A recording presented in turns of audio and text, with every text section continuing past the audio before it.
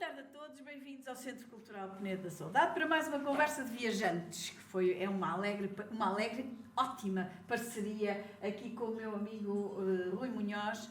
Foi uma bênção para a programação desta... Hoje até calha bem, não é? Foi uma bênção para a programação deste Centro Cultural. Traz-nos todos os meses aqui convidados excelentes que nos têm feito viajar pelas mais diversas ideias, pelas mais diversas temáticas.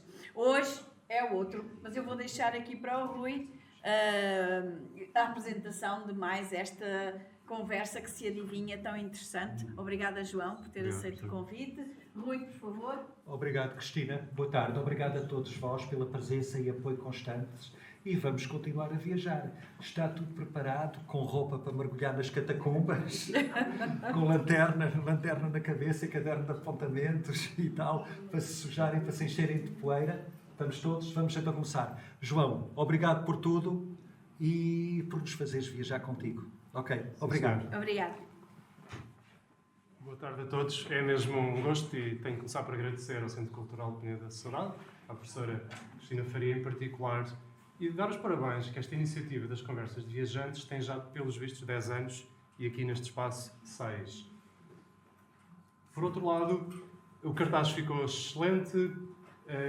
Não gostaria que ninguém tivesse vindo ao engano. Não sou especialista em arqueologia, sou das áreas de engenharia e tentei que isso passasse, mas, tal como outras viagens neste espaço, não vêm pessoas que são especialistas, se calhar, no Vietnã. Vem uma pessoa contar o que foi a sua viagem ao Vietnã e vai, porventura, fazer-nos conhecer muitas realidades desse país, desse local e até, quem sabe, conseguir que nós nos entusiasmemos e vamos a esse país, a essa nação.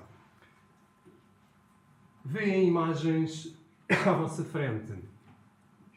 O Coliseu, em cima, é um espaço que está debaixo do baldaquino, na Basílica de São Pedro, onde foram encontradas umas ossadas de que falaremos e que, segundo estudos arqueológicos e também analíticos da análise forense, podem perfeitamente ser de São Pedro. Ao centro está o Códice Vaticano. Tem este nome porque está no Vaticano. Os códices são nomes que se dão às versões dos pergaminhos ou do Antigo Testamento, ou da Bíblia completa, ou de uma parte. Há 4 códices completos. Este é do ano 300 e pouco. Portanto, uma cópia relativamente próxima do original, digamos assim. Esta imagem é um fresco de uma catacumba e esta gravação em pedra tem mistura de elementos, vamos dizer, pré-cristãos e cristãos, porque também tem a ver com as catacumbas. Se calhar gente que sabe mais do que eu sabe perfeitamente que a catacumba era um local de enterro. Outras pessoas cresceram como eu pensando que era um local onde os cristãos se refugiaram em tempo de perseguição. Veremos que não. E porquê? Vamos fazer esta viagem. Este era um dos textos que sugeri para cartaz. E o que quero é também trazer aqui à sala, a Coimbra, a esta hora, o que são as vicissitudes de qualquer época. E o que são também este entrelaçado, enfim, como está aqui escrito, de heroísmo, cobardia, continuidade, efemérides, guerra, paz, prosperidade, carência.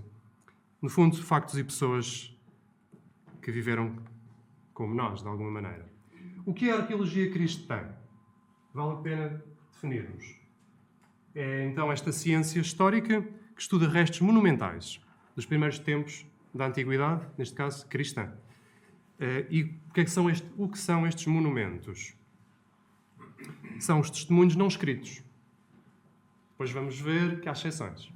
Da atividade do homem, no nosso caso, da atividade dos cristãos. Também se acrescentam escritos, vamos dizer, não literários, lápides, comemorativas, tumulares. Esta ciência liga a paleografia, que nos lê textos antigos, com a epigrafia, que nos lê aquelas inscrições na pedra.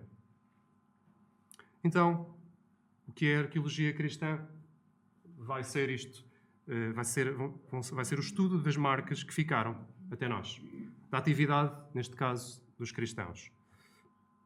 construções, elementos de culto, elementos funerários, utensílios. Um exemplo, talvez seja esta grafite que apresentamos, que tem um nome, Alexemanos, é o nome de uma pessoa. Esta grafite é datada, pode ser do século I ou III, a mais antiga representação da crucificação de Jesus. Porquê? E é um gracejo, é um gozar com os cristãos. Uns colegas deste Alexemanos dizem: Alexemanos respeita Deus. Mas Deus aparece com a cabeça de um animal. É um mocking, é um gozo. Mas não deixa de ser aqui um grafite importante. Quais são os limites temporais da arqueologia? Podíamos dizer, quando é que eu considero que deixou de ser um objeto arqueológico e passa a ser história? É isso, é que história eu já tenho registros suficientes, muitas vezes escritos, e aqui, a título indicativo, costuma dar-se o pontificado de Gregório Magno, 590-604, como final da etapa da atividade da Igreja, que não está suficientemente conhecida. A partir daí há mais registros. Limites temporais, por um lado. Limites geográficos. Estamos a falar de monumentos arqueológicos de que localidades no nosso mapa no mundo? Toda a Europa, Norte da África, Ásia Interior. E a verdade é que está aqui um comentário que é certeiro. Não seria estranho chegar o momento em que se incluísse a Índia, hoje desconhecida como campo de arqueologia cristã, e na qual, com toda a segurança, terão florescido muitas primitivas comunidades cristãs, a julgar por alguns dados literários. Uma viagem insuspeita. Eu vou-vos falar do que tem sido a minha ida a Roma. Posso ter uma noção de quem já foi a Roma? Quem quiser levantar o braço, não é? Obviamente. Vejo cá várias pessoas que já foram a Roma. Excelente. Eu fui há um ano atrás. Isto é estranho, não é? O que é que está ali à direita? Olhem, é um póster de uma conferência que fui, de reconhecimento de padrões da área de engenharia. O que é que isto tem a ver com a nossa conferência? Porque foi em Roma. E como o nosso trabalho, não vos querendo maçar com a parte da engenharia, passava por esconder. Esconder não é a palavra mais bonita. Colocar informação em imagem. 2 para amanhã eu podia ter uma t-shirt com uma imagem e com um telemóvel. Vocês conseguiam ver qual era a informação. O meu grupo trabalha nisso também para questões de segurança, cartão de cidadão e tudo mais. Aqui em Coimbra, e orgulhamos-nos dessa parceria com a Casa da Moeda. Mas neste meu trabalho, nós tivemos a sorte de poder levar imagens. E escolhemos imagens de Roma. Tínhamos que variar as cores, isto não é um erro do ecrã, é mesmo assim, para fazer alguns estudos. Aqui a graça foi que fomos muito bem sucedidos na apresentação, porque também levávamos imagens. Imaginem, com uma mensagem. E uma das imagens que levei foi do Mourinho, porque na altura era treinador de Roma. Foi António Guterres, por ser um português ilustre. O Papa, estávamos em Roma. E alguns atores e atrizes de cinema. A verdade é que quem me salvou, digo isto com brincadeira, foi o António Guterres. Porque quando estavam os júris a avaliar os pósteres, dependendo das condições de luz, como aqui, já imaginam, as sombras podiam dificultar que eu conseguisse ler a mensagem. Então, penso que um ator qualquer não me serviu, o Mourinho não me serviu, o António Guterres, à segunda, aparece na mensagem. Então, assim começou a minha viagem em Roma. Depois deste momento, parti a correr, antes das 6 da tarde, quase como aqui. Para onde? Para as catacumbas de Flávia Domitila, porque eram ali perto, a uns 10 minutos, 15 a pé. Cheguei atrasado. Já tinham fechado. Mais ou menos. Estava um sujeito mal encarado, digo isto, porque vou dizer depois, pode ter alguma piada, que me disse, já fechamos. E eu fiz-me de sonso a olhar para uns crucifixos, que sabia que era aquele, muitos sabem, dos mais velhos, que João Paulo II usava, quase que para dizer, sou um turista, mas turista peregrino, sou um tipo interessado, não vim cá só por vir, tinha mesmo gosto. E ele topou a coisa, caiu no meu engodo e disse, espera. Então foi chamar o Marco, um americano, que me levou descendo umas escadas, que por acaso, não sei se citei, mas aparecem num documento, que há uma igreja dedicada a 2 santos, não me recordo dos nomes, iremos ver. E em 10 minutos, esta pessoa que sabia muito de arqueologia cristã apresentou-me aquela pequena basílica, bastante antiga, desta altura das catacumbas, estava lá. Ora vejam, para quem possa ser novo para o mundo das catacumbas, nós temos por explorar em Roma imenso espaço debaixo de terra. Só estas, com este nome, têm 17 quilómetros e têm 4 andares sobrepostos. Quem lá vai nota a temperatura, tudo aquilo. Dou a minha opinião pessoal. Basta visitar uma catacumba. Porquê? Porque os elementos cristãos se repetem, já os veremos, e porque depois mais não são que galerias e vermos tábuas tumulares. É a minha opinião. Mas vale a pena visitar alguma vez. Então vejam, esta Domitila, que dá o nome, pertencia a uma família nobre. Ela, no fundo, converte-se e depois é acusada de ateísmo porque não queria, enfim, fazer o culto ao imperador. Aparece aqui uma palavra também, para mim, era estranha, hipogéus. Coloquei em baixo o que significa uma escavação, construção subterrânea destinada a servir de sepulcro ou cripta, própria do período até antes dos cristãos, pré-cristãos. E as catacumbas não são próprias do cristianismo, então eram os espaços de enterramento fora da cidade. Vamos ver isso. Vejam bem o que diz a lei romana sobre as necrópolis. Esta ideia: ao homem morto nem se sepultará, nem se cremará na urbe. A verdade é que se incineravam as pessoas, muitas das vezes, mas havia famílias que tinham o costume de enterrar os seus seres queridos em campos das suas propriedades. Muito texto, mas para vermos de onde vem a nossa palavra portuguesa cemitérios, koimitéria, do grego dormir. Em cristão, um partir, um estar na outra vida, não foi morrer, foi um adormecer, de alguma maneira. Então assim vão surgindo as catacumbas. Não eram, tenho destacado nesta frase, central esconderijos ou lugares de reunião. Até porque, quando começaram algumas das perseguições, pois sabia-se claramente onde é que eram os lugares de enterro, e é verdade que os cristãos que queriam fazer as exéquias à sua maneira usavam algum destes espaços subterrâneos que permitissem fazê-lo com discrição. Eu poderia ter trazido fotografias minhas da viagem de há um ano ou de outros anos a Roma. E também do que foi andar pelas catacumbas. Acho que não seria tão bom como este vídeo que vamos ver agora. Que dá uma boa perspectiva do que é estar nas catacumbas. É importante dizer que a cidade de Roma, está... Este ano é o ano, como muitos saberão, quem não sabe fica a saber, em que o Papa Francisco convoca um jubileu ordinário, por serem de 20 a 25 anos desde a contagem do nascimento de Cristo, há um jubileu. E também todo o fenómeno das catacumbas está a ser potenciado, porque pelos vistos só das 50 potenciais, só 7 é que estão abertas ao público, e quer-se, enfim, estimular estas visitas. Vamos ver se conseguimos projetar um vídeo que seja claro. Peço desculpa desde já, porque deve estar, é falado em italiano, com legendas em inglês, salvo erro, mas importa-me sobretudo a imagem. Que vejam o que é estar naquelas galerias. Quem já foi revisitar, quem não viu, veja, e desde já estas imagens lindíssimas desta cidade bellissima. Nel cuore nascosto di Roma, sotto le sue strade trafficate e rumorose, si apre un mondo silenzioso e pieno di meraviglie. Le catacombe.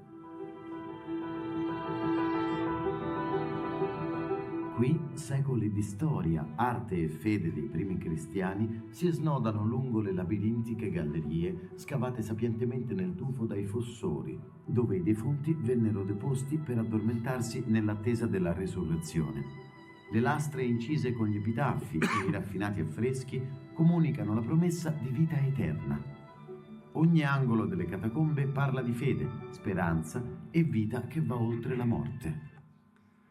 Peço que vão fazendo um exercício que é identificar alguns símbolos que podem ter a ver com o cristianismo. Esta imagem em concreto, vamos reproduzi-la daqui a pouco, é uma estátua, naturalmente. de Cecília, Santa Cecília, martirizada, de uma forma até um bocadinho macabra, porque o golpe podiam dar 3 golpes no pescoço, e fizeram, não morreu logo, e teve tempo para fazer estes gestos. 3 dedos mais 1. Creem os cristãos, e pode ser aqui também um exercício de imaginação, mas poderia ser que ela ainda teve tempo de dizer: creio na Trindade, um só Deus e 3 pessoas. A verdade é que já no século XVI, quando se encontra e desenterra, o corpo está incorrupto e está nesta posição, pelas questões biológicas, não sei, dos músculos e assim. Mas vamos ver se há outros símbolos, porque vão encontrá-los, certamente. Este é um deles. Al nord di Roma, lungo la via Salaria, si trova la catacomba di Priscilla, un vasto cimitero attivo dalla seconda metà del III secolo d.C., scavato a partire da una preesistente ampia cava di pozzolana. Qui si custodiscono ambienti unici, come il criptoportico, e soprattutto la cappella greca, uno spazio finemente decorato con cicli pittorici di grande qualità. Tra i luoghi più affascinanti troviamo il cubicolo della velata e la più antica immagine della Madonna con il bambino di tutto l'Occidente. Tra le martiri più venerate di Roma spicca Sant'Agnese, una giovane di soli 12 anni che coraggiosamente manifestò la propria fede. Sepolta in un antico cimitero lungo la via Nomentana, il suo culto divenne così sentito che, nel IV secolo, la figlia dell'imperatore Costantino, Costanza, volle essere sepolta accanto a lei in un magnifico mausoleo. Anche la madre di Costantino, l'Augusta Elena, venne sepolta in un maestoso mausoleo che sorge al terzo miglio della via Labicana, oggi Casilina. Al di sotto si estende la catacomba dei santi Marcellino e Pietro, che con i suoi più di 80 ambienti affrescati si può considerare una vera e propria pinacoteca sotterranea. Tra le gallerie si può scorgere la Basilichetta, che custodisce le tombe dei 2 martiri uccisi durante le persecuzioni di Diocleziano all'inizio del IV secolo. Uno straordinario affresco li ritrae al cospetto di Cristo in trono, con San Pietro e San Paolo. Poco più a sud, sulla via Appia. Este local é muito bonito, nós podemos ir por aqui para chegar às catacumbas de São Calixto, que vamos ver agora, e é mesmo assim verdejante, há alguma estação de autocarro ou de metro relativamente próxima. Antica, la Regina Viarum, sorge un luogo di profonda importanza storica e spirituale, la catacomba di San Callisto, scelta dai pontefici della Roma del III secolo come cimitero ufficiale della Chiesa. Il cuore pulsante del cimitero è infatti la Esta cripta que estamos a ver é a cripta papal, não me recordo se são 9 que foram ficando aqui, enterrados. cosiddetta Cripta dei Papi, un cubicolo monumentale che accoglie le sepolture di 9 papi. Alle sue spalle si visita la cripta di Santa Cecilia, un'altra celebre martire romana. Di notevole importanza sono i cubicoli dei sacramenti, datati ai primi decenni del III secolo d.C., che conservano pitture fra le più antiche delle catacombe. Proseguendo lungo la via Appia antica si arriva al cimitero conosciuto in origine con il nome Ad Catacumbas, presso l'avvallamento, per via delle cave di pozzolana esistenti nel sito. Sim, e aqui eu ia dar um salto para chegarmos aqui. Costantino costruì una basilica detta Memoria Apostolorum per commemorare i principi degli apostoli. Nella navata destra dell'antica basilica è allestita una collezione unica e straordinaria di sarcofagi paleocristiani. Una maestosa basilica semisotterranea si staglia nel panorama della campagna romana presso la via Ardeatina, costruita per monumentalizzare le sepolture. Foi esta a tal basílica que o Marco me mostrou naqueles 10 minutos, por sorte. É exatamente esta. Os mártires são Nero, têm estes nomes que nem sei pronunciar exatamente, Aquilo e Nério. Aquiles? Certo. Dei martiri Nereo e Achilleo, 2 soldati romani cristiani vittime delle persecuzioni di Diocleziano. I 2 martiri erano sepolti nel vasto cimitero legato ai possedimenti della nobile romana Flavia Domitilla. Il nucleo più antico del cimitero è l'ipogeo dei Flavi, Si distinguono poi il cubicolo di veneranda e l'arcosolio detto degli apostoli piccoli. Non lontano dal Vaticano, sulla via Aurelia Antica, si trova il cimitero noto in antico con il nome di Ottavie. Já não mostraria esta parte. Ali fomos vendo, e quem fez o vídeo destacou os elementos, porque estamos a falar de arqueologia cristã, que nos mostram que naqueles locais de enterro havia uma mistura de pessoas que não eram cristãs e outros que o eram, e por isso naturalmente apareciam os símbolos, as pinturas e tudo isto. Antes de vermos esses símbolos, reparem, quase 170 km de catacumbas em Roma. E só 7 que têm, cujos nomes mais conhecidos são São Calixto, talvez, Priscila, Domitila, São Sebastião e Santa Inês, mas há mais. Estima-se que sejam 50. Então surge a Comissão Pontifícia para a Arqueologia Sacra, aliás, ela já existe há muito tempo, e que quer este ano também potenciar a visita às catacumbas. Catacumbas de São Calixto também já lá estive, foram as primeiras que vi, e foi lá que logo à entrada o peregrino, o turista, pode ver réplicas do que são os elementos que vai encontrar, ou em frescos ou em pedra, e que têm tudo a ver com o cristianismo. Aqui em cima na imagem já ponho 2, uma pomba e um monograma que deixo aqui uns segundos para as pessoas pensarem o que é isto, o que representa. Posso-vos dizer que há uns anos eu dou catequese e um miúdo aqui numa igreja de Coimbra me disse: o que é aquele P e o X? Fácil. Pax. Esquece, para quem já está-se a rir por dentro, nem sequer é um P, nem sequer é um X. É um Rho, grego, e é um Xi. Então, é um monograma que tem as duas letras de Cristo. Cri. Então, é um monograma que vai sendo usado muitas vezes com o alfa e o ômega, também a primeira letra do alfabeto, e a última com toda uma simbologia de Deus, Cristo, princípio e fim de todas as coisas. Então, este local, no século II, já se usava como zona de sepultura, e nessa época, então, dá-se a morte da Cecília, que falámos há pouco. E realmente neste ano, 1600, praticamente, vê-se que estava naquela posição. E foi feita esta escultura que hoje está na igreja de Santa Cecília, no Trastevere, e na catacumba está uma réplica. Símbolos que estão em quase todas as catacumbas. O Bom Pastor é uma representação das primeiras de Cristo, mais do que o crucifixo, porque ele fala muito de guiar as suas ovelhas, de conduzi-las, que se alguma se perde ele vai lá e vai buscá-la, ou deixa as outras e vai ter com ela. À direita é diferente. Está a representação de um orante, habitualmente uma mulher, com os braços abertos, e segundo o antigo gesto pelos vistos de oração, que representa essa certeza da alma de poder viver na paz de Deus. Mais 2 símbolos. O da direita já conhecemos. É um monograma constantiniano, composto então pelas letras Xi e Rho, que então, cruzadas, são as primeiras letras da palavra Christos. Porque aqui, para quem até é das áreas da engenharia, está aqui um somatório, não é? S de soma, então este é o S, o Rho, Cris e o T, tos. Digam? Se alguém quiser corrigir ou comentar, sejam à vontade. Isso já agora agradeço. À esquerda é um peixe. Porquê é que o peixe tem a ver com... Não é só porque Cristo fala das pescas, porque São Pedro era pescador, e São João, e São Tiago.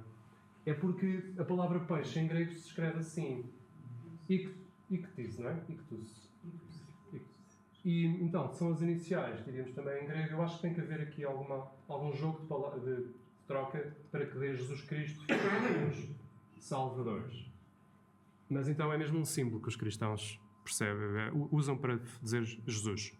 Pomba, com um ramo de oliveira, habitualmente, ali não sei se está, no bico entre as patas, aqui está entre as patas, símbolo da paz da alma que descansa na paz divina. À direita, uma âncora que se vê melhor em baixo. Então, esse porto seguro é também, mais uma vez, um símbolo da Igreja de Cristo. Mais 2 símbolos que aparecem em quase todas as... Bom, quase todas não. Este aparece em algumas catacumbas. São representações, agora explícitas, de passagens do Novo e do Antigo Testamento. À direita, Maria, o Menino Jesus e os magos. À esquerda está só simbolizado Daniel, representado em imagem, Daniel na cova dos leões, mas habitualmente também aparece Moisés a fazer brotar a água de rocha, de uma forma milagrosa, quando foi necessário para os egípcios em fuga, e Jonas atirado ao mar, engolido pelo peixe e devolvido à terra, como Cristo, que está também 3 dias, 2, ao terceiro dia, ressuscita. Outra representação, esta é mesmo importante para os cristãos, nas catacumbas, diria, nos locais de enterro, Lázaro, que é um amigo de Cristo, que ele ressuscita, de alguns milagres que Cristo fez de ressurreições de pessoas. Aqui à direita é o local onde estive também, aquela igreja que vimos, o santuário subterrâneo daqueles santos Nereu e Aquileu. É engraçado ver que um destes textos antigos, este até já é do século VII, que diz assim: tu abandona a Via Ápia e chega à Ardeatina, um nome. Depois desce por uma escada até aos santos mártires Nereu e Aquileu. Foi o que eu fiz. Desci as escadas para dizer que, lá está, como não podia deixar de ser. Então, naquele dia em que estava na conferência e fui a correr e ainda consegui 10 minutos do Marco, depois tinha outra correria a fazer. Ali a 25 minutos a pé está São Paulo Extramuros. Das igrejas mais bonitas para mim, de Roma. Com ábside, acho que se diz assim, com Cristo Pancreator, Salvador, alguma imagem veremos. Já agora, aqui há muita segurança. Roma tem locais militarizados, não são os carabinieri da polícia, são mesmo os militares, porque estamos a falar de locais muito ricos e podiam ser apetecíveis, enfim, para algum tipo de terrorismo. E a pessoa tem que passar por detectores. Este é um desses sítios. Ora, vejam que à esquerda, à vossa esquerda, temos a gravura da Basílica original, antes deste incêndio do século XIX. Hoje, uma basílica muitíssimo bonita. Há pouco estava-me a querer referir a esta zona, semi-esférica quase. E vejam, eu aqui gostei de estar naquele dia, naquela viagem, porque tenho ido acompanhado por outras pessoas nestas viagens, como muitos de nós fazemos, mas estava sozinho nesta. Então, para mim, cristão, gostei de estar ali com o tempo a rezar junto do túmulo de São Paulo. Que, reparem, esta imagem é estranha, mas vamos ver outras melhores. Em cima, é uma tradição, enfim, faço aqui uma nota também pessoal. Há muitas que são bem documentadas. Outras fica, enfim, ao critério do devoto, do crente, mas aquilo podem ser as correias de alguma das vezes que São Paulo esteve preso em Roma, 2 anos. Até acho que tinha bastante liberdade, segundo os textos dizem, mas também terá tido correntes e podem ser, com alguns elos. E à frente da grade são, penso, as ossadas colocadas no que é o túmulo deles. Aquele foi martirizado nesta zona e o seu corpo traficado aí, na Via Ostiense. E Constantino erigiu o grande Constantino. Vamos falar muito dele porque o grande Constantino é um homem que se converte ao catolicismo e que depois, em 313, faz o Édito de Milão, que dá liberdade de culto a toda a gente no Império. Acabam as perseguições, acabam ter que nos esconder porque quer praticar esta religião ou aquela. A sua mãe, Imperatriz Helena, uma mulher de armas, também se mete a caminho, vamos ver mais para o final aqui da conversa, e vai a Jerusalém. E faz descobertas. E traz para Roma as descobertas. Ok. Então as relíquias de São Paulo, com exceção da cabeça, foram colocadas num sarcófago sob uma laje de mármore, que é este local que o visitante pode ver. E nela está escrito Paulo, apóstolo e mártir. Vejam, para quem não conhece, as imagens até nem mostram toda a beleza deste templo, mas eu queria centrar nesta imagem, que é onde as pessoas podem... E onde é que fica esta zona? Fica ali. Estas senhoras vão descer e vão chegar aqui. E estes já estão lá em baixo a olhar mais de perto. Esta zona que eu estou a apontar com o dedo é esta. Então é isto. Nós temos este baldaquino, descemos e podemos estar aqui à vontade. Há papéis em todas as línguas a descrever o essencial e o visitante pode deixar petições. falámos então do túmulo de São Paulo. Era, pelos vistos, normal que as pessoas gostassem de ficar sepultadas. Se calhar diziam aos filhos: olha, quando morrer, gostava de ficar junto de aquele mártir, naquele local, naquela catacumba onde sei que estão aqueles mártires, para conseguir a sua intercessão, por exemplo. E por isso é naturalíssimo, porque nós dentro de instantes vamos falar muito do túmulo de São Pedro, que houvesse gente enterrada à sua volta. Uma contextualização. Tertuliano escreve esta frase que é interessante. O Tertuliano não é um autor cristão, não é? E é um homem deste ano. 160, 120, morre em 120. Os cristãos são os culpados de qualquer calamidade pública ou males que se sobrevêm ao povo. Se o Tibre, que é o rio, aumenta de volume de água e sai do leito, se o Nilo não aumenta e não rega os campos, se o céu, ele está a ironizar, não manda chuva, se a terra treme, se há fome, se há peste, logo ressoa o mesmo grito. Cristãos às feras. E assim foi. As relíquias dos mártires eram recolhidas, então, quando eles foram para as feras e com devoção, colocadas em alguma zona onde se pudesse ir depois pedir a sua intercessão. Vejam, este é um quadro bastante bonito, está aí a referência de onde ele está, em Florença. Para quem possa não ter presente, há uma tradição, isto não é no Evangelho, que diz que Pedro não quis morrer como o Senhor Jesus Cristo e que terá querido morrer de cabeça para baixo. Sim, depois vai haver um pormenor mais à frente, tem a ver com isto de estar de cabeça para baixo. Esta veneração a São Pedro começa rapidamente, as pessoas sabem onde é que está Pedro. O túmulo é coberto, há uma grande história, e nós vamos vê-la aqui mais ou menos resumida também num vídeo. O que é certo é que há todo um conjunto de camadas, 3 principalmente, até chegarmos ao que é a Basílica de São Pedro. Porque, dito muito rapidamente, onde é que estão as relíquias de São Pedro? Debaixo do altar principal da Basílica. E isso só no século XX, isso só nos anos 60, é que se conseguiu provar pela arqueologia e pelos estudos analíticos de forenses também, que alçadas eram aquelas.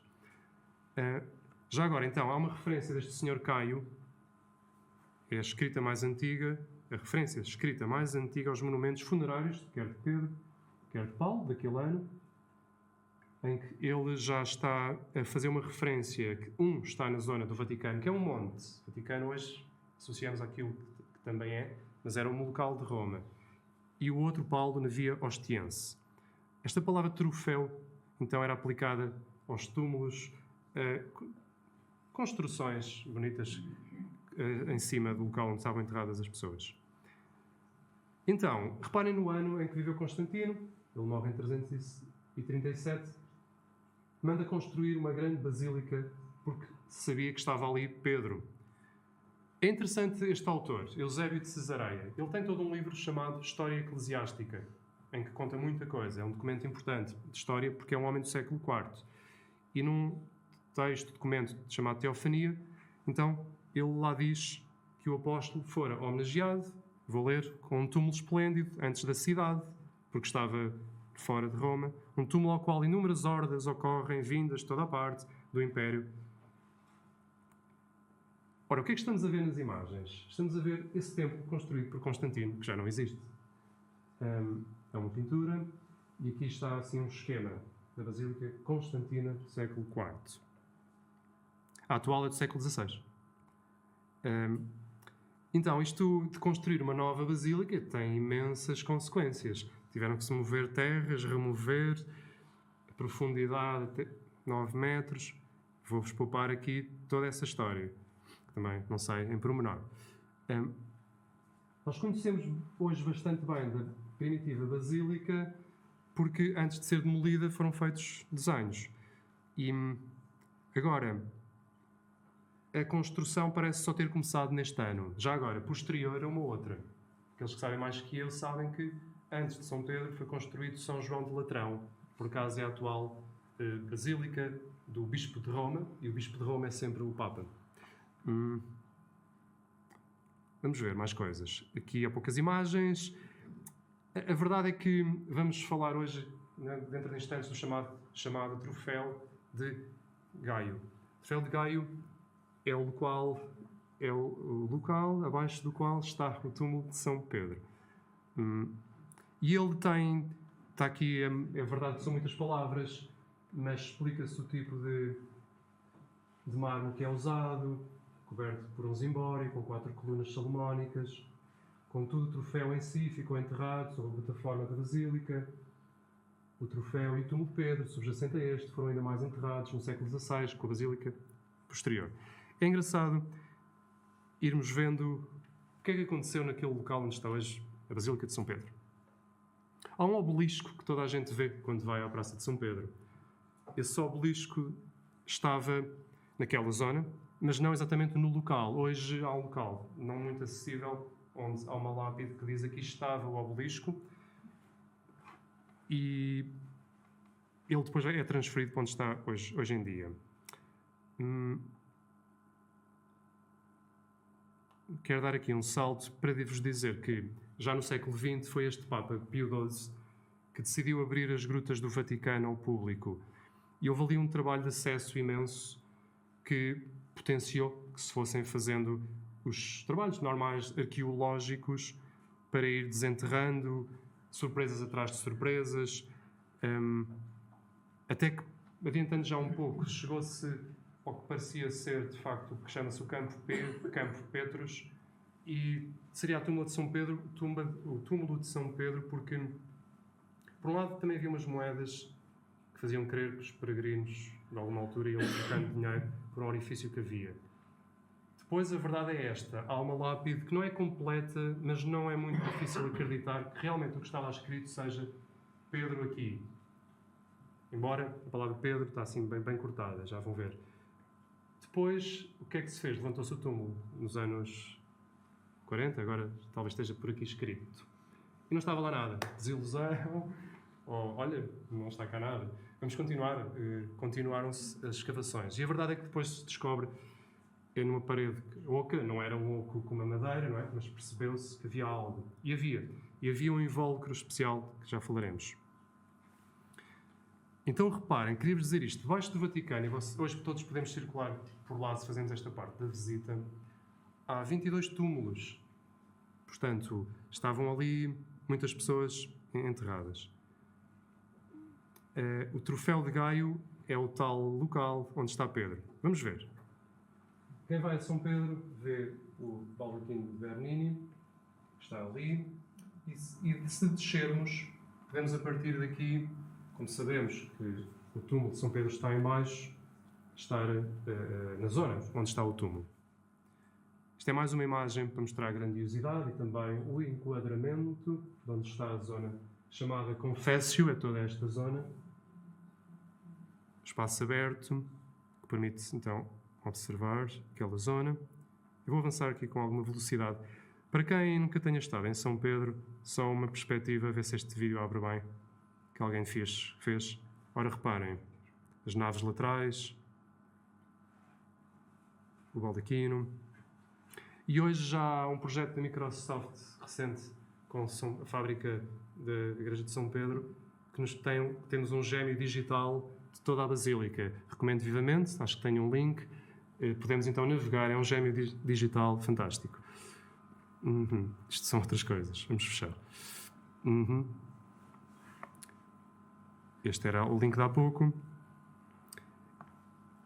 Ora, vejam, a seta indica-nos, e vamos descendo as várias camadas, uma, duas, e os que podem ser os restos mortais de São Pedro foram descobertos aqui, nesta zona. O próprio Caio, ou Gaio, pode ser das duas maneiras, terá dito: eu, porém, posso mostrar os troféus dos apóstolos. Se, pois, quiserdes ir ao Vaticano, onde estaria Pedro, ou à Via Ostiense, encontrarás os troféus dos fundadores destas igrejas, escrito por este homem do século IV, Eusébio de Cesareia. Vamos ver também aqui parte de um vídeo. A tumba de Pedro, que começa aqui, mais atrás. Vamos ver. Aqui não tenho link, mas acho que está mais à frente. Isto é o troféu de Gaio. As pessoas vão escavando, isto é só uma réplica, uma visita do Papa Francisco, é um vídeo que mostra, mas ele é mais ou menos assim. E depois aqui está um nicho, onde foram encontrados uns ossos, queria chegar a este pormenor, envoltos num pano púrpura, com costuras de fio de ouro. Pelos vistos era usado pessoas importantes. Também algum sinal era. Mais uma perspectiva, tal troféu de Gaio, Campus P. Portanto, afinal não estão aqui os ossos, estavam ali, num pano. Outra perspectiva. É importante dizer que não cabe neste espaço, nem eu sei, mas imensa gente interessada em arqueologia e em arqueologia cristã e o próprio Vaticano com todos os grupos que tem. Esta placa é que nos diz, mais uma vez, Petros N. PT, mas claro, esta parte não está. Isto é inferência, se salvo erro. Portanto, Pedro aqui, que acho que pode ter duas interpretações, que só escrevi uma delas, Pedro jaz ou Pedro aqui. Está lá em cima em grego, portanto é um pi, é o pi, não é? E depois é o epsilon, esse é, pet, depois é o tal, pet, depois é o rho, petro, o, e o sigma, vem desse sigma, não é? S, petros, aqui. Muito bem. Vamos ver se agora sim, temos um vídeo. Opa! Não se preocupem, também tenho o link à parte. Isto faz parte do vídeo e mostra-se aquela zona onde estariam também essas ossadas. Sombra-se, vamos ver se é aqui que está o vídeo. Opa! Peço-vos aqui desculpa. Se for preciso fazemos saímos. E vamos outra vez.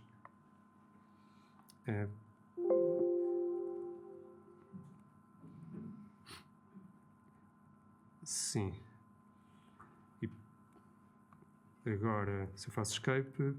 pensei que não voltava ao início. Vamos por aqui. Onde é que eu tinha o link? Cá em cima, não é? Aqui, olha.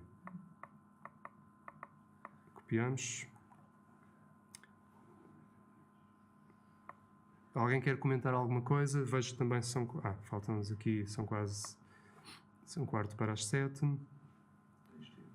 Alguém quer comentar alguma coisa? Tudo bem? Ctrl V, para passar o vídeo. Olhem, é um tal projeto da Microsoft, mas este sujeito depois acaba por mostrar muita coisa. Este Manuel Bravo. E nós vamos dar aqui um salto. Aliás, vamos aqui ao índice, até para vocês verem, pesquisando Tumba de São Pedro explicada, se alguém puser no YouTube. Vamos aqui ver se vamos diretamente para a zona que me importa.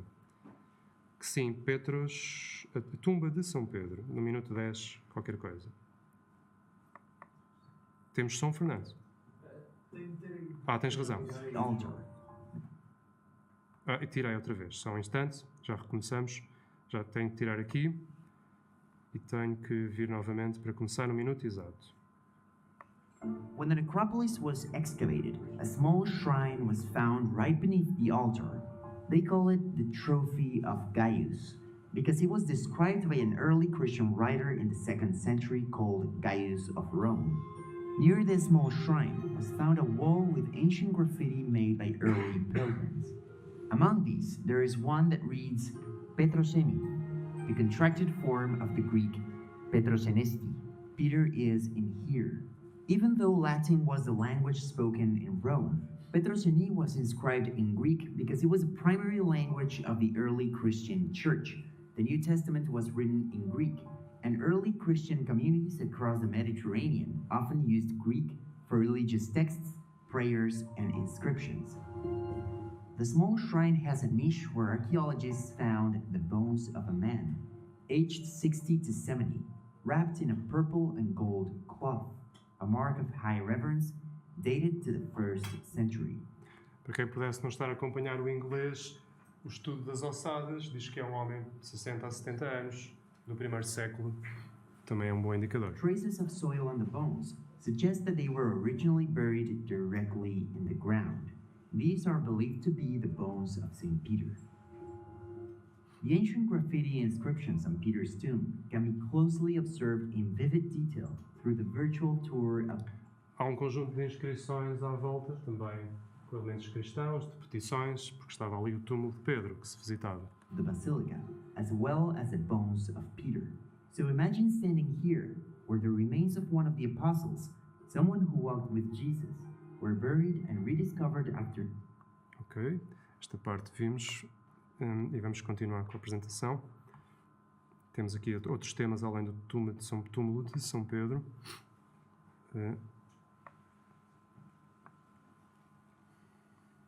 A imagem que estamos a ver foi quando, já no ano talvez 2019, o Papa Francisco leva para a Praça de São Pedro. Estamos no altar, tem toda a praça para aquele lado, e aqui estão partes dos ossos, acho eu. Acho que estão 9 pedaços, pelos vistos, numa visita ao Patriarca Ortodoxo, não sei agora se de Constantinopla. O Papa, num gesto de união, oferece então algumas dessas ossadas. Há ali um abraço, são imagens bastante até bonitas, comoventes. Já agora? Não era isto. Mas fica para outra altura. É curioso saber isto, talvez para os mais novos. Eu não jogo este jogo chamado Minecraft, mas chama-se assim, Peter is Here. É todo um jogo para ajudar a explorar, com base no que foi aquela digitalização de toda a Basílica. Pelos vistos está a ter sucesso. Então, também queria chegar aqui. Há bocado lembrei que a Santa Helena, a Imperatriz, foi a Jerusalém.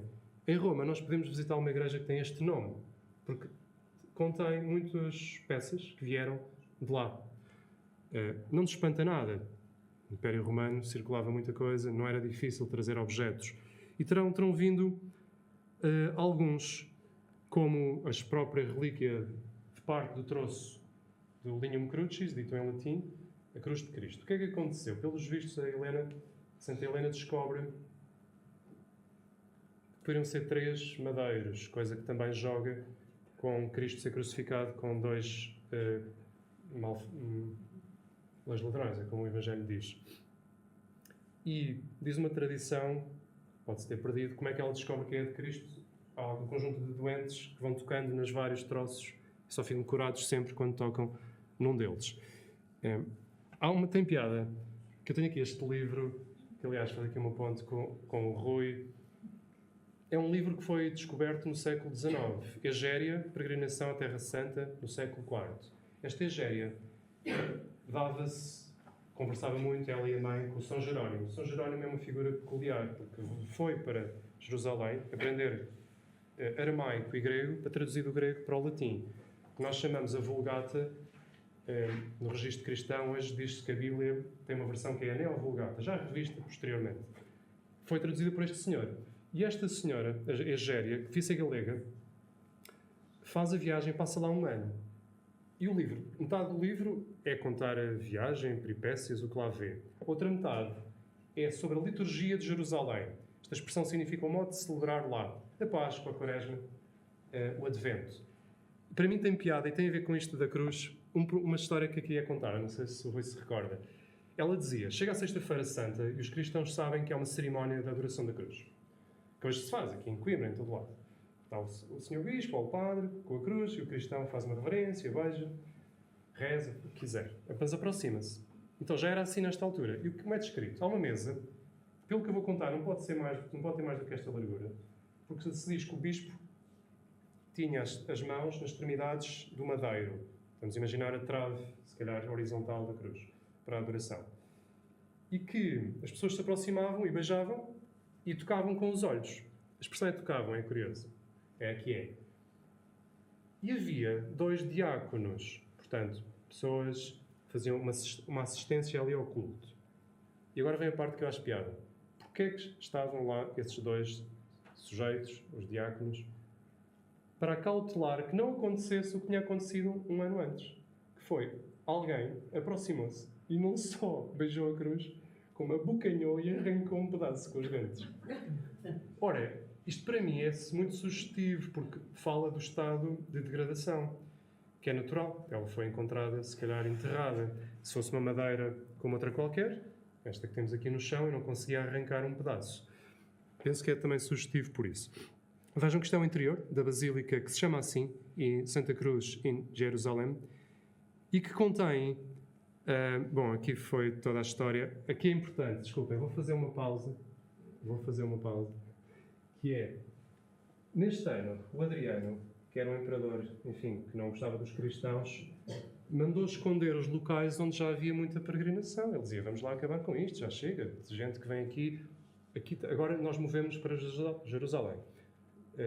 Que locais é que eu estou a falar? O sítio onde Cristo morre, Gólgota, e não muito longe, 100, 200 metros, não sei, o sítio onde é sepultado, Santo Sepulcro, onde, segundo a fé cristã, ressuscita. Ora, ele quer acabar com isso.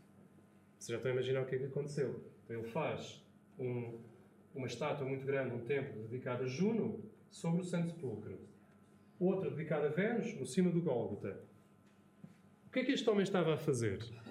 Estava a conseguir que, quando no século IV se dá a paz de Constantino, as pessoas sabem, olha, é ali que está o Gólgota, é ali que está o Santo Sepulcro, e toda a gente sabe. Ele conseguiu identificá-los e fez esse favor a muita gente. O que é que nós podemos ver hoje quando vamos a Roma, nesta igreja? E aqui faz parte deste conjunto de coisas que podemos dar o crédito que quisermos dar, como é quase tudo, não é? Mas 2 espinhos da coroa de espinhos, e estão lá no relicário, vamos ver daqui a nada. Parte de um prego da cruz, é natural, não é? Os cristãos sabiam quem era aquele Cristo. Não vamos guardar aqui as coisas. Há um filme giro, mas isso é pura ficção, chamada Túnica, que é aquele soldado que fica com a túnica que sortearam, porque não a romperam, pelos vistos era uma peça, de uma só peça, e não iam estar a rasgar. Por causa do Antigo Testamento tinha uma profecia que dizia: rasgaram as minhas vestes e sortearam a minha túnica. E também diz outra coisa: não hão de quebrar os meus ossos, porque aos outros quebraram para asfixiar e morrerem logo, aos ladrões, mas a Cristo, como ele já estava morto, houve alguém que disse: olha, já agora, just in case, diríamos em inglês, dá-lhe lá assim uma lançada, aqui assim, de lado. 3 pedaços da cruz e, enfim, depois esses pedaços da cruz foram espalhados por muitos sítios. Vejam, hoje quem for a Santa Cruz em Jerusalém, em Roma, também vê uma outra coisa, que é a placa, que pode ser, mas também acho que há outras placas que dizem ser. Eu não estudei este tema, estudei para vocês, digo eu. O título Crucis, em 3 línguas ou 4, não é? Grego, latim, certamente seria em aramaico, se alguém souber. Quer dizer Jesus Nazareno, Rei dos Judeus. Que o Pilatos escreve e depois dizem: pá, não escrevas isso. Diz: ele disse que eu sou o Rei dos Judeus. Tu estás a dizer simplesmente Rei dos Judeus. E aí vem a expressão latina.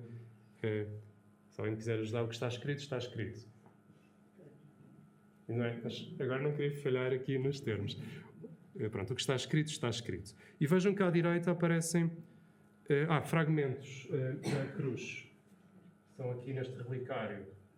O resto é um relicário, exato, para conter relíquias. À esquerda, 2 espinhos no relicário. Não sei o que são as outras relíquias agora, talvez o cravo, a cruz, o prego. Tenho aqui ainda mais um pouquinho, não vos vou tomar mais do que 10 minutos. E há um tema que me agrada muito, que é, no registro cristão, há uma referência constante à Bíblia.